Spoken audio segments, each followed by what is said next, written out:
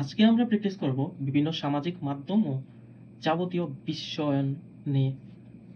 বিশ্বগ্রাম শব্দটি দ্বারা নিম্নের কোনটি বোঝানো হয়েছে?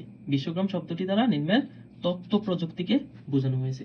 সর্বপ্রথম বিশ্বগ্রাম অবতারণা করেন কে? সেটা হচ্ছে মার্শাল ম্যাকলুহান। কোনো দেশকে স্বল্প সময়ের মধ্যে উন্নত দেশের সারিতে আনতে হলে নিচের কোন উপাদানের উপস্থিতি আবশ্যক? সেটা হচ্ছে তথ্য ও যোগাযোগ প্রযুক্তির উপস্থিতি আবশ্যক। যোগাযোগ ব্যবস্থার অবর্ণীয় পরিবর্তনের একটি মাইলফলক হচ্ছে বিশ্বগ্রাম। বিশ্বগ্রামের সাথে কিসের সম্পর্ক? বিশ্বগ্রামের সাথে হচ্ছে ইন্টারনেটের সম্পর্ক। কোনটি রোবটের ব্যবহার? রোবটের ব্যবহার জটিল সার্জারি চিকিৎসায়, যেমন ব্যক্তির স্বাক্ষর শনাক্তকরণ, এটা রোবটের ব্যবহার দরকার নেই। নতুন জাতের বীজ উৎপাদন, টেনিস বলের আকৃতি তৈরি, এগুলো মানুষ করতে পারে, কিন্তু রোবটের ব্যবহার করা হচ্ছে জটিল সার্জারি চিকিৎসায় রোবটের ইউজ করা হয়। রোবোটিক্স কি? রোবোটিক্স হচ্ছে রোবট বিজ্ঞান। একটি রোবটের আশেপাশে বস্তুগুলো অবস্থান পরিবর্তন করার পদ্ধতিকে কি বলা হয়? ম্যানিপুলেশন বলা হয়। রোবটের হাত পা পরিবর্তনের যাবতীয় কাজকে কি বলা হয়? রোবটের হাত পা পরিবর্তনের যাবতীয় কাজকে বলা হয় ম্যানিপুলেশন। রোবটের অ্যাকচুয়েটর বলতে কি বোঝায়? রোবটের অ্যাকচুয়েটর বলতে রোবটের পেশিকে বোঝায়। বিশ্বগ্রামের ধারণা কত সালে রূপ নেয়? বিশ্বগ্রামের ধারণা 1970 সালে রূপ নেয়। কোন ব্যবস্থার ফলে কাজের গতি বেড়েছে, সময়ের অপচয় কমেছে, অর্থ ও শ্রমের সাশ্রয় হয়েছে? সেটা অবশ্যই তথ্য প্রযুক্তির কারণে কাজের গতি, সময়ের অপচয় কমেছে, অর্থ ও শ্রমের সাশ্রয় হয়েছে, কাজের গতি হচ্ছে বেড়েছে। ই কমার্স নিচের কোন ক্ষেত্রে সবচেয়ে বেশি প্রভাব ফেলেছে? ই কমার্স হচ্ছে ব্যবসা বাণিজ্যে প্রভাব ফেলেছে। কাজের প্রয়োজনে রোবটকে কত ডিগ্রি কোণ পর্যন্ত ঘোরানো যায়? রোবটকে 360 কোণ পর্যন্ত, 360 ডিগ্রি কোণ পর্যন্ত ঘোরানো যায়। মানুষের দুঃসাধ্য কাজের প্রযুক্তি কোনটি? মানুষের দুঃসাধ্য কাজের প্রযুক্তি হচ্ছে রোবোটিক্স, মানে যেটা মানুষ পারে না সেটা রোবট পারে।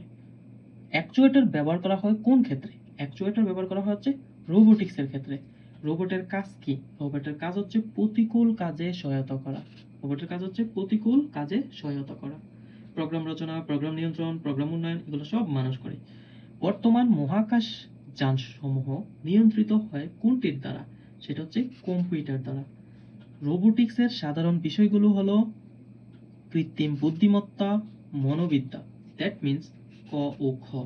রোবোটিক্সের সাধারণ বিষয়গুলো হলো কৃত্রিম বুদ্ধিমত্তা, মনোবিদ্যা, দ্যাট মিন্স ক খ। যুক্তিবিদ্যা হচ্ছে এটা মানুষের কাজ।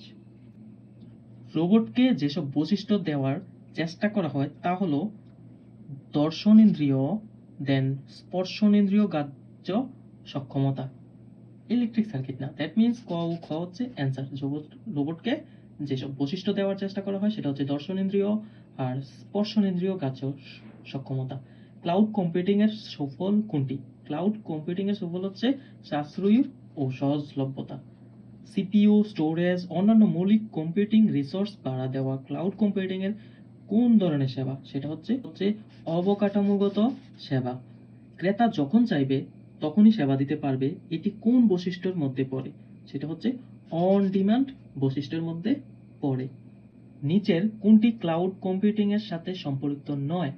ক্লাউড কম্পিউটিং এর সাথে সম্পর্কিত নয় হচ্ছে এমএস ওয়ার্ড, এটা একটা application software. Google cloud, Dropbox, AWS, এগুলো সবগুলো হচ্ছে ক্লাউড কম্পিউটিং। PaaS এর পূর্ণরূপ কোনটি? পাসের পূর্ণরূপ কোনটি? Platform as a service. পাসের পূর্ণরূপ হচ্ছে প্ল্যাটফর্ম অ্যাজ আ সার্ভিস।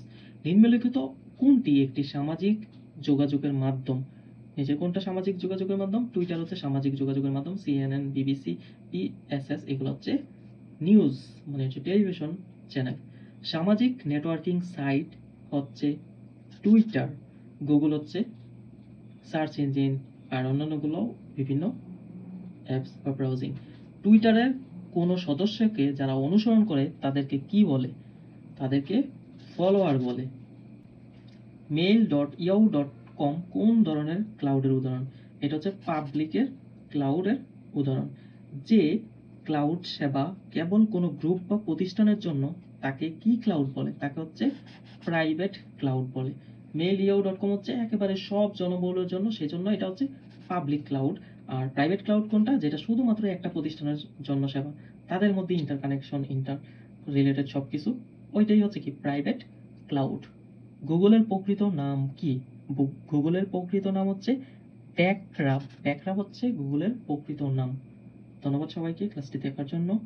এই টাইপের ক্লাস দেখার জন্য চ্যানেল সাবস্ক্রাইব করে রাখুন। আর পরবর্তীতে কোন সাবজেক্ট আর কোন টপিকের উপর আমরা কোশ্চেন প্র্যাকটিস করব সেটা নিয়ে ওপিনিয়ন দিতে পারেন কমেন্ট বক্সে। Thanks again.